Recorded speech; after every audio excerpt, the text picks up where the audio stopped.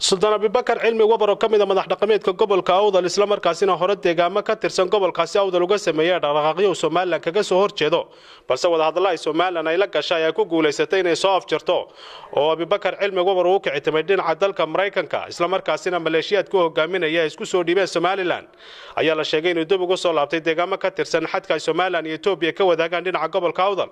Sultan Abubakar cilmi wabar ayaa la sheegay inuu soo gaadhay xuduudda ay Soomaaliland la wadaagto dalka Itoobiya halkaasina uu ka sameeyay dhaqdhaqaaqyo ku aadan tabashooyinka uu deegaamadaasi ka waday balse uu dib ugu laabtay dhinaca dawlad deegaanka Soomaalida Itoobiya taliyaha ciidanka booliska gobolka Awdal General Xasan Ismaaciil Gacma Yare oo ka hadlay arintani ayaa sheegay inuu dib ugu laabtay Sultan Abubakar cilmi wabar dhinaca dawlad deegaanka Soomaalida Itoobiya balse uu soo gaadhay xadka Soomaaliland iyo Itoobiya ka wadaagaan dhinaca gobolka Awdal General Gacma Yare waxa uu sheegay in Abubakar cilmi wabar aanu soo gudbin dhinaca Soomaaliland isagoo aan wareegsi kooban kula yeeshay isagoo ku sugan magaalada Lughaya ee ka tirsan gobolka Awdal ayaa waxa uu goorayna weydiiyay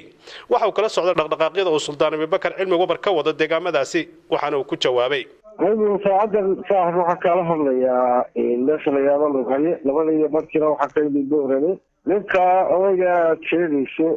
ma jirto Boorame iyo xuduudda Soomaaliland toona meel ka jooga iyo meel ciidan ka ururaya toona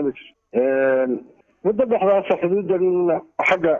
Itoobiya maamulkan Itoobiya waa lagu sheegay laakiin marnaba uu soo gudbiyay xuduudda Soomaaliland iyo Boorame toona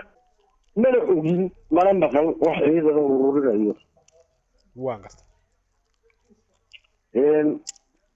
dadka shacbiga degan Awdalna iyaga nabadgelyada laga jecel nabadgelyada haystaan iyaga noo soo warraba وأنا شيء واحد بعطيه واحد ضروري يصير وبر صورنا سبا على حبيبنا قاعيو أما كذا إذا جا شفتي أنا لا وأخو جربت أجل هذا كم هذا ورفكه لكن هذا الحين وضع مغشين هذا هاي البذلة لي هاي وبسوق يعني حدود اللي تودي سوداني للحكتة مظهر ما بغلي لكن warkaasi mudada hore waxa adigu tabareeyo xasha ka hor dib uma maqal marka cid aragtay maalmaha miyadar ma aragtay taliye cid aragtay oo indhaha ka qaaday kulay xageeda uga soo gudbin laakiin dadka jooga dhinaca Itoobiya way cadeeyeen waxse hor fariistay oo ujeedooyinkiisa iyo waxa uu u socdo looga soo warramay ma jiraan aduu markaa imka deegaanka maxaad u tagtay wax dhaqdhaqaaqa dareenteen taliye ما hawlada caadi oo hawlaha iyaga in badan waan gartay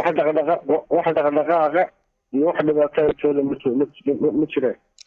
waan gartay taliye waxa jirtay in xukuumadda Soomaaliland arinta waqti hore ay dhamaysay oo ninkaas uu iska dhoofay oo nimankii maleeshiyaadkiina iska soo galeen oo hawshii la dhameeyay maxaa hadda soo cusboonaaday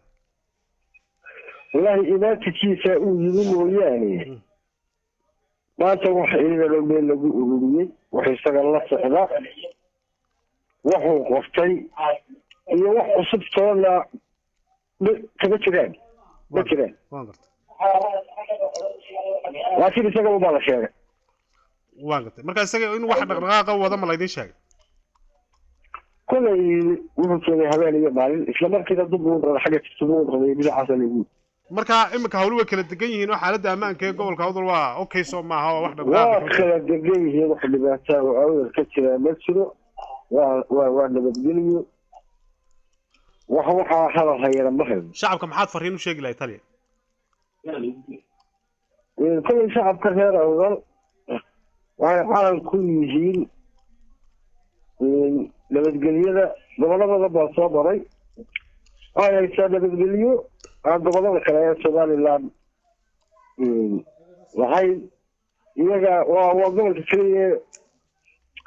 حاجة أماكن هي نبتقلية الوجودة نبتقلية Soomaaliland كسر Soomaaliland يعني نبتقلية هاي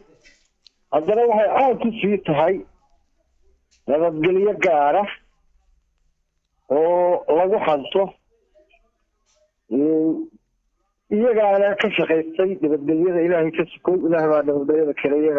iyaga hal weyn iska saaray iyaga nala shaqeeya iyaga nabadgelyada laga jecel